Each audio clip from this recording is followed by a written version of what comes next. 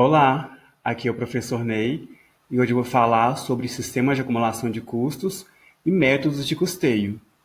Bom, os sistemas de acumulação de custos são instrumentos, critérios e sistemas para registro e acumulação das informações de custos. Então, o sistema de acumulação de custos nada mais é do que a forma com que a empresa vai se organizar, vai se sistematizar para o registro das informações relacionadas, né, à contabilidade de custos. E a forma com que a empresa vai fazer esse registro, né, o que vai determinar o formato desse sistema, vai ser basicamente a forma com que a empresa operacionaliza a sua produção. Então, nós temos um sistema de acumulação por processo, que ele é utilizado naquelas empresas em que os produtos ou serviços eles são iguais e são produzidos de forma contínua. Então, naquelas empresas em que o processo produtivo, né, ele é idêntico para todos os tipos de produtos. Ela produz produtos iguais. Então, como exemplos, né, desse tipo de empresa, nós temos indústrias do setor alimentício, que produz produtos iguais, eletroeletrônicos, algumas fábricas de móveis também. Esses móveis, né, que são vendidos em lojas de departamentos, por exemplo, são móveis padronizados, então eles são produzidos por essas empresas num sistema de produção contínua. Considerando empresas de serviços, nós temos empresas prestadoras de serviços de telefonia, por exemplo, porque elas oferecem também serviços iguais, né? Por mais que eu tenha diversos planos para tipos específicos de clientes, é um serviço que ele é oferecido de forma contínua. O mesmo acontece com empresas do setor de energia elétrica, de saneamento, empresas que fornecem serviços de internet. Então, são empresas que trabalham com sistemas de produção contínua. E como que os custos eles são acumulados nesse tipo de empresa? Os custos eles são acumulados por processo ou linha de produção e são distribuídos uniformemente a todos os produtos produzidos no período. Então, as empresas que trabalham nesse sistema de produção, elas vão acumulando os custos de produção em contas, né, que representam as etapas do processo produtivo e ao final de cada período, geralmente ao final de cada mês, ela vai fazer a apropriação desses custos aos produtos produzidos, de forma que todos os produtos, né, eles chegam ao final do período com o mesmo custo unitário. Então, são produtos iguais, vão ter custos também iguais. As empresas que trabalham no sistema de acumulação por ordem são aquelas em que os produtos ou serviços eles são fabricados sob encomenda ou com características distintas entre eles, né? Então, nesse tipo de empresa, ela vai produzir produtos diferentes, por isso, a sua forma de contabilização, a sua forma de registro dos custos de produção também vai ser diferente das empresas com sistema de produção por processo. Exemplos de empresa que operam com esse sistema de produção são indústrias de imóveis planejados. As fábricas de imóveis planejados, elas vão receber encomendas específicas com características específicas de cada cliente. Então, cada produto vai receber uma quantidade diferente de insumos, vai ter, consequentemente, um custo diferente um do outro. Empresas que fabricam carros de luxo também, então, quando o cliente encomenda veículos, né, com características específicas, então, cada produto produzido vai ter os seus custos, os seus gastos controlados de forma independente. Algumas empresas do setor de construção civil também operam nesse sistema de produção, né? Então, quando a empresa recebe uma encomenda, eu quero uma casa com tais e tais características. Então, a empresa fecha esse contrato de construção, né? E então, essa casa em específico, ela vai receber os gastos de forma isolada. Diferentemente, por exemplo, de empresas que pegam obras maiores. Então, por exemplo, uma prefeitura contrata uma empresa da construção civil para construir casas populares. Essas casas elas vão ser exatamente iguais.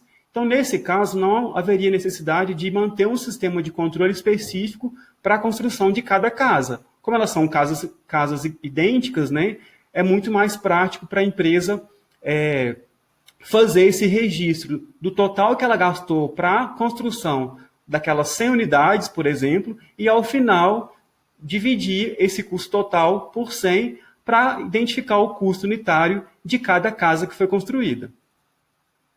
No setor de serviços, eu tenho prestadora de serviços de consultoria. Então, por exemplo, uma empresa de consultoria contábil.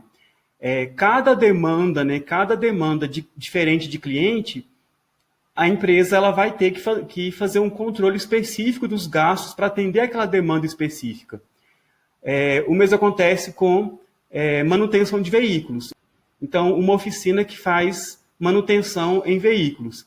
Cada veículo que chega lá para que a empresa preste o serviço, ela vai abrir uma ordem de serviço e nessa ordem de serviço ela vai acumulando os gastos. Essas empresas que trabalham no sistema de acumulação por ordem, os custos eles são acumulados em contas representativas de cada ordem de produção ou de serviço.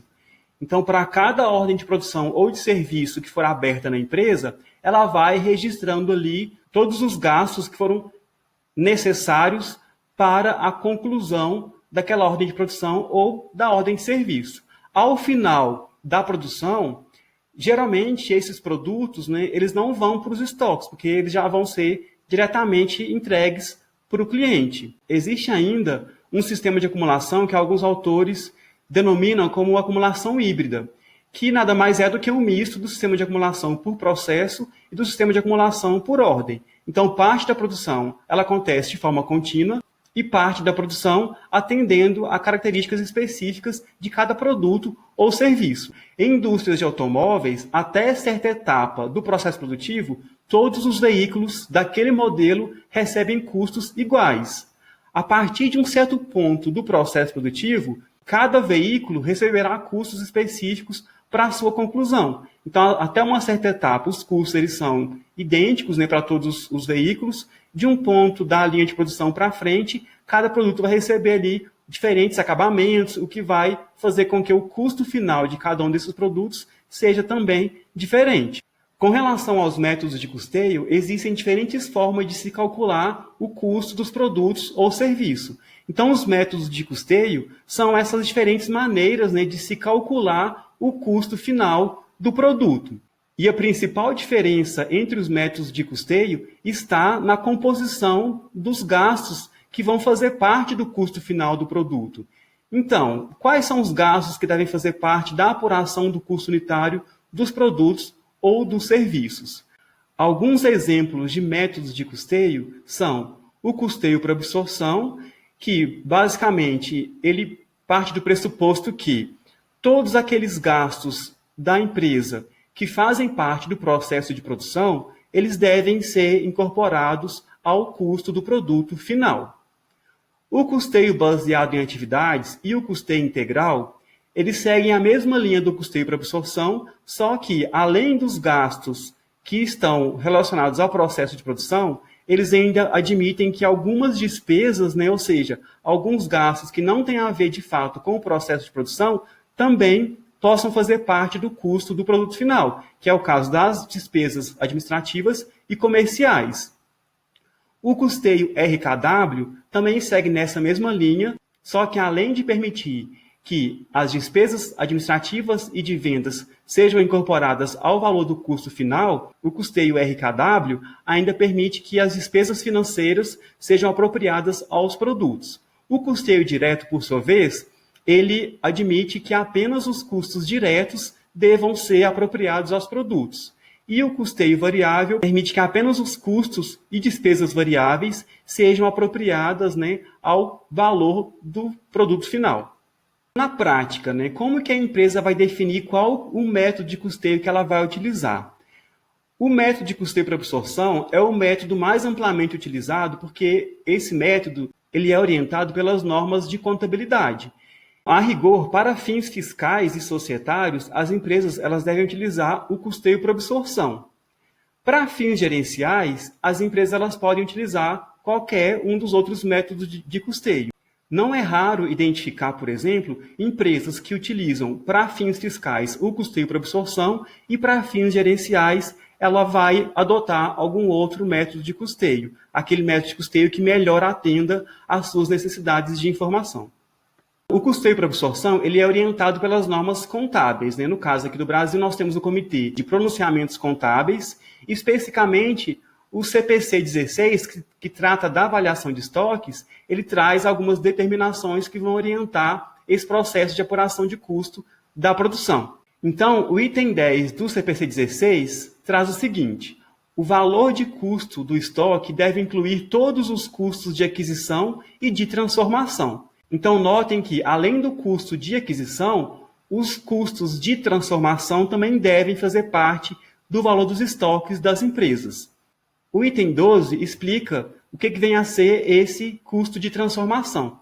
Então, os custos de transformação de estoques incluem os custos diretamente relacionados com as unidades produzidas, incluem a alocação sistemática de custos indiretos de produção, fixos e variáveis, que sejam incorridos para transformar os materiais em produtos acabados.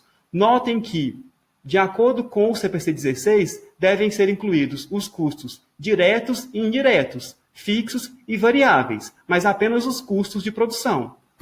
O item 16 traz exemplos de itens não incluídos no custo dos estoques e reconhecidos como despesa no período em que são incorridos. O valor anormal de desperdício de materiais, mão de obra ou outros insumos de produção não devem fazer parte do custo final do produto. Eles são tratados como despesas. Os gastos com armazenamento, a menos que sejam necessários ao processo produtivo entre uma fase e outra de produção. Então, o gasto com armazenamento só vai fazer parte do custo final do produto se esse armazenamento fizer parte do processo de produção. As despesas administrativas também não fazem parte do custo final do produto. E as despesas de comercialização, incluindo a venda e a entrega de bens e serviços aos clientes. Então, tudo que a empresa gastar após a conclusão da produção, esses gastos adicionais, sejam eles para entrega ou para gerenciamento desses estoques, todos esses gastos, eles são tratados como despesas. Eles não são incluídos no custo final do produto. Vamos ver agora um exemplo de custeio por absorção e a aplicação em um sistema de produção contínua ou produção por processo. Então, vamos considerar uma empresa que produz dois produtos. Ela produz o produto A e o produto B. Ao final do primeiro mês, a contabilidade apresentou as seguintes informações. Então, os gastos registrados, pela contabilidade foram matéria-prima consumida, mão de obra direta da produção, energia elétrica da fábrica, depreciação da fábrica e gastos comerciais e administrativos. Então, foram todos esses os gastos do primeiro mês de atividade dessa empresa. Nesse mês, a empresa produziu 150 unidades do produto A e vendeu 100 unidades desses produtos a R$ 50.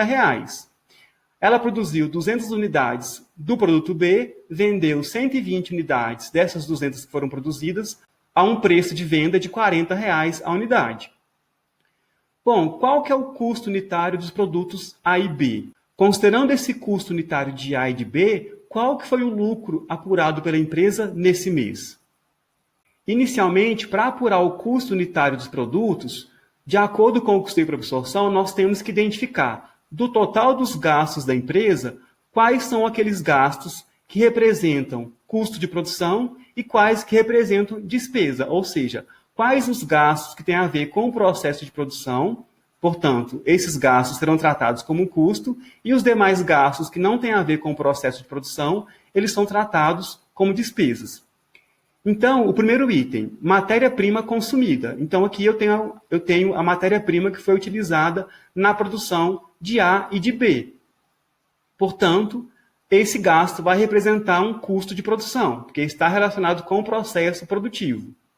A mão de obra direta da produção, aqui se refere ao salário mais os encargos dos funcionários que trabalham diretamente na produção. Então, também vai ser um custo de produção. A energia elétrica da fábrica é a energia que foi consumida na fábrica, portanto, no processo produtivo. Também vai ser um custo de produção. A depreciação da fábrica diz respeito à depreciação dos maquinários, dos equipamentos utilizados também no processo produtivo. Então, vai ser um custo de produção. Gastos comerciais e administrativos, aqui eu tenho despesas de vendas ou despesas administrativas. São gastos que, apesar de necessários para a empresa, não são gastos relacionados ao processo produtivo, então são tratados como despesas. O segundo passo, nós temos que fazer a apropriação dos custos diretos.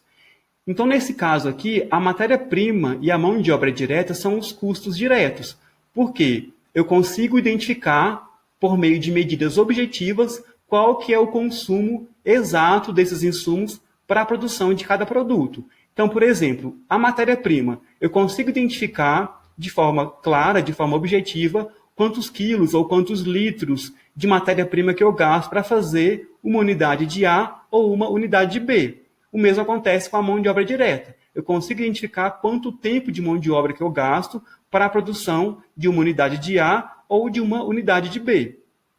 Então, os custos diretos, como eu já tenho essa medida objetiva, nesse caso aqui, eu já tenho esses custos apropriados aos dois produtos.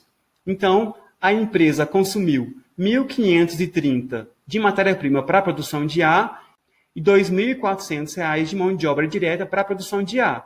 R$ 2.000 de matéria-prima para a produção de B e R$ 2.120 de mão de obra direta para a produção de B. O terceiro passo consiste na apropriação dos custos indiretos de produção.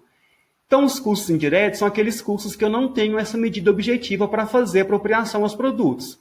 Nesse caso aqui, nós temos a energia elétrica da fábrica e a depreciação da fábrica como um custo indireto.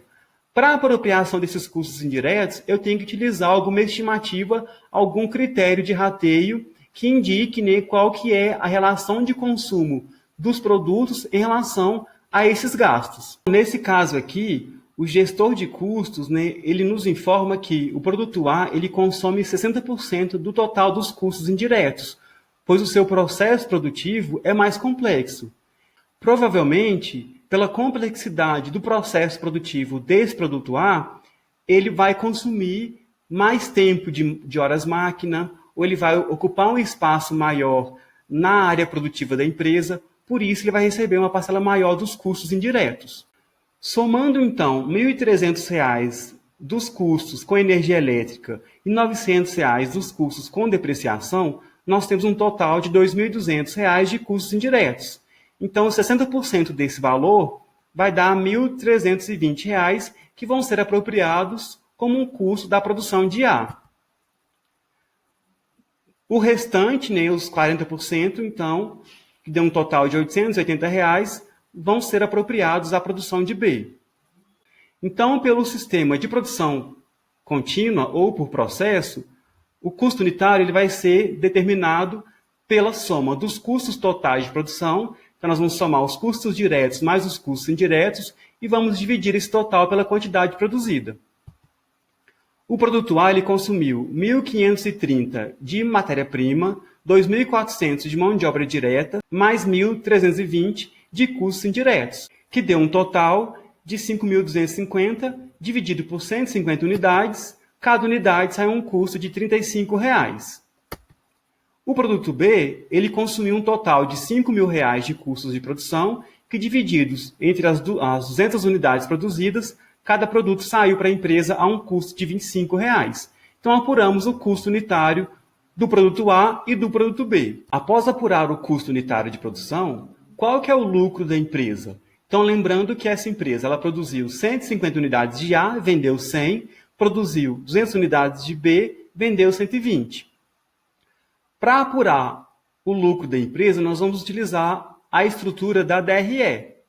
Então, inicialmente, como nós vamos calcular a receita de vendas? Como a empresa vendeu 100 unidades de A a R$ 50, ela alcançou uma receita no valor de R$ 5.000 com a venda de A. Cada uma dessas 100 unidades que foi vendida custou para a empresa R$ 35. Então, o CPV do produto A totalizou R$ 3.500, dando um lucro bruto de R$ 1.500. O produto B, a empresa vendeu 120 unidades a R$ 40, totalizando R$ 4.800 de receita. Cada uma dessas 120 unidades custou para a empresa R$ 25, o que totalizou um CPV do produto B de R$ 3.000, dando um lucro bruto de R$ 1.800 com a venda do produto B. Somando aqui a receita dos dois produtos, ela alcançou uma receita total de 9.800. Os produtos que foram vendidos totalizaram um CPV de 6.500. Somando o lucro bruto, então, dos dois produtos, o lucro bruto alcançado pela empresa, 3.300. Desse lucro bruto, nós vamos deduzir as despesas comerciais e administrativas dessa empresa, no valor de R$ 2.800. Portanto, essa empresa alcançou um lucro operacional de R$ 500 nesse período. Qual seria o valor, então, do estoque final de produtos acabados? Lembrando que, do produto A, a empresa produziu 150 unidades e vendeu 100. Então, ela ficou, no final do mês, com 50 unidades de produtos acabados no seu estoque. Então, o valor de custo dos estoques de produtos acabados, do produto A, eu tenho 50 unidades vezes R$ 35, então o valor total do estoque deu 1.750. O produto B, a empresa produziu 200 unidades, vendeu 120, ficou então no final do mês com 80 unidades, a um valor de custo de R$ 25, totalizando R$ 2.000 o valor do estoque final de produtos acabados. No caso dessa empresa aqui, ela não tem estoques de produtos em processo. É muito comum em empresas industriais que trabalham no sistema de produção por processo, chegar ao final do mês com unidades ainda em processamento, ou seja, unidades que ainda não foram totalmente concluídas. Essas unidades em processamento, elas também devem receber uma parcela dos custos de produção daquele mês.